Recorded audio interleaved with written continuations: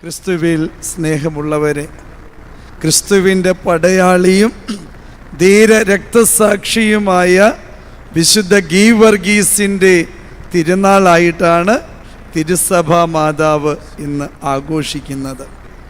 ക്രിസ്തു വർഷം AD 275 കപ്പദോച്ചിയായിൽ കുലീനമായ ഒരു കുടുംബത്തിലാണ് ജോർജ് ജനിക്കുന്നത്. എന്നാൽ ബാല്യത്തിൽ തന്നെ പിതാവ് മരണപ്പെടുന്നു. പിന്നെ അമ്മ ഈ കുഞ്ഞുമായിട്ട് പാലസ്തീനയിലേക്ക് പോകുകയും അവിടെ ക്രിസ്തു വിശ്വാസത്തിൽ തൻ്റെ ഈ കുഞ്ഞിനെ വളർത്തുകയും ചെയ്യുന്നു.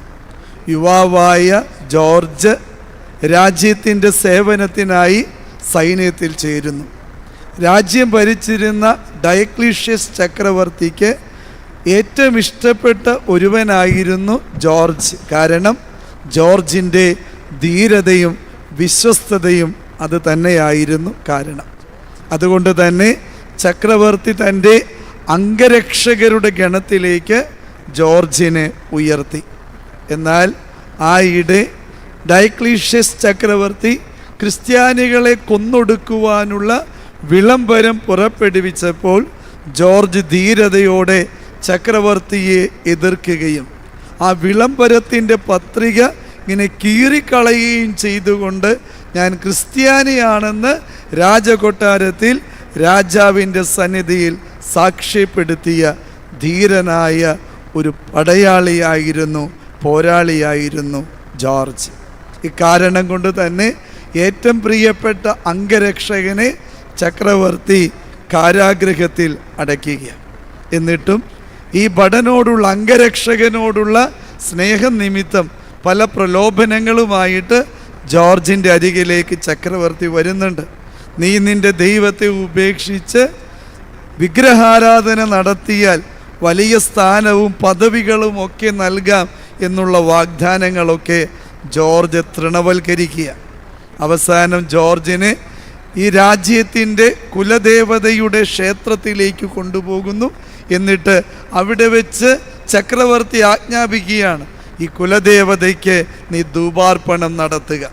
അങ്ങനെ ചെയ്താൽ നിനക്ക് വലിയ സ്ഥാനം ഞാൻ നൽകുമെന്ന് പറയുമ്പോൾ ജോർജ് ചെയ്യുന്നത് ആ വിഗ്രഹത്തിന് നേരെ കുരിശിൻ്റെ മുദ്ര അടയാളം വരയ്ക്കുമ്പോൾ ആ വിഗ്രഹങ്ങൾ ചിന്നിച്ചിതറിപ്പോയി എന്നുള്ളതാണ് ചരിത്രം സാക്ഷ്യപ്പെടുത്തുന്നത്. ജോർജിൻ്റെ ധീരമായ ഈ സാക്ഷ്യം അവിടെ തടിച്ചുകൂടിയിരുന്ന പലരും ക്രിസ്തുമത വിശ്വാസത്തിലേക്ക് കടന്നു വരുന്നതിന് കാരണമായി. കുപിതനായ ഡയക്ലീഷ്യസ് ചക്രവർത്തി ജോർജിൻ്റെ ശിരസ് ഛേദിച്ചുകൊണ്ട് ആ മഹനീയമായ പോരാട്ടത്തിൻ്റെ ജീവിതം അവസാനിപ്പിക്കുക. പ്രിയപ്പെട്ടവരെ, ഇന്ന് വിശുദ്ധ ഗീവർഗീസിൻ്റെ തിരുനാളായി ആഘോഷിക്കുമ്പോൾ ക്രിസ്തു നമ്മോട് ആവശ്യപ്പെടുന്നത് ക്രിസ്തുവിന് വേണ്ടി, വിശ്വാസത്തിനു വേണ്ടി ധീര പടയാളിയായിട്ട് നിലപാടെടുക്കാൻ നിനക്ക് പറ്റുമോ എന്നുള്ളതാണ്. ജോർജിൻ്റെ ചിത്രങ്ങളൊക്കെ നാം കാണുന്നത് വിശുദ്ധ ജോർജ് ഒരു കുതിരപ്പുറത്ത് ഒരു വലിയ ഡ്രാഗനെ ഇങ്ങനെ കുത്തി മലർത്തുന്ന ഒരു ചിത്രമായിട്ടാണ്. അതൊരു ഐതിഹ്യത്തിൻ്റെ പ്രതീകമായിട്ടാണ്. ചരിത്രത്തിൽ നടന്ന ഒരു സംഭവമായിട്ടൊന്നും സാക്ഷ്യപ്പെടുത്തുന്നില്ല എങ്കിലും വിശുദ്ധ ജോർജിൻ്റെ ആ ധീരത പ്രകടിപ്പിക്കുവാൻ വേണ്ടി ഒരു ഇറ്റാലിയൻ ഐതിഹ്യത്തിൻ്റെ ഭാഗമായിട്ടുള്ള ഐതിഹ്യം എന്നുള്ള രീതിയിൽ മാത്രം അതിനെ കണ്ടാൽ മതി. ചരിത്രത്തിൻ്റെ ഭാഗമായിട്ട് ചിലരൊക്കെ ഇത് പറയുന്നുണ്ടെങ്കിൽ തന്നെ ലിബിയയിലെ ഒരു ഡ്രാഗൻ ജനത്തിൻ്റെ കുടിവെള്ളം മുടക്കിയപ്പോൾ ആ ഡ്രാഗനെതിരെ രാജ്യത്തിൻ്റെ പടയാളികൾ ഇങ്ങനെ പൊരുതുന്നുണ്ട്. എന്നാൽ ഒരാൾക്ക് പോലും ആ ഡ്രാഗനെ, ഉഗ്രസർപ്പത്തെ തോൽപ്പിക്കാൻ കഴിഞ്ഞില്ല എന്ന് മാത്രമല്ല, ആ ഉഗ്രസർപ്പം രാജ്യത്തെ മുഴുവനും, ജനങ്ങളെ മുഴുവനും കൊന്നൊടുക്കുന്ന ഒരവസ്ഥയിലേക്ക് വരുന്നുണ്ട്. ഈ ഒരു പശ്ചാത്തലത്തിലാണ് ആ വഴിയിലൂടെ പോകുന്ന വിശുദ്ധ ജോർജ് ഈ രാജ്യത്തിൻ്റെ ജനത്തിൻ്റെ കഷ്ടത കണ്ട് അവരെ സഹായിക്കാൻ മുന്നോട്ട് വരികയും ഈ ഡ്രാഗനെതിരെ ഒറ്റയാൾ പട്ടാളമായിട്ട് പോരാടുകയും ധീരതയോടുകൂടെ ആ ഡ്രാഗനെ, ഉഗ്രസർപ്പത്തെ വധിക്കുകയും ചെയ്തു എന്നുള്ളത് ഒരു ഐതിഹ്യമാണ് എങ്കിൽ തന്നെ അത് നമ്മുടെ മുന്നിൽ വയ്ക്കുന്നത് ഒരു നന്മ നിറഞ്ഞ പ്രതീകമാണ്. സാത്താൻ്റെ ഉഗ്രവിഷത്തിനെതിരെ പടപൊരുതുവാനായിട്ടുള്ള ഉത്തരവാദിത്വം ക്രൈസ്തവരായ നമുക്ക് ഓരോരുത്തർക്കും ഉണ്ട് എന്നുള്ളതാണ്. വിശുദ്ധ ജോർജിൻ്റെ ഈ ധീരമായ പ്രവൃത്തി മൂലം ലിബിയ മുഴുവനും ക്രൈസ്തവ വിശ്വാസത്തിലേക്ക് വന്നു എന്നുള്ളതും സാക്ഷ്യപ്പെടുത്തുന്ന ഐതിഹ്യത്തിൻ്റെ ഒരു ഭാഗം തന്നെയാണ്.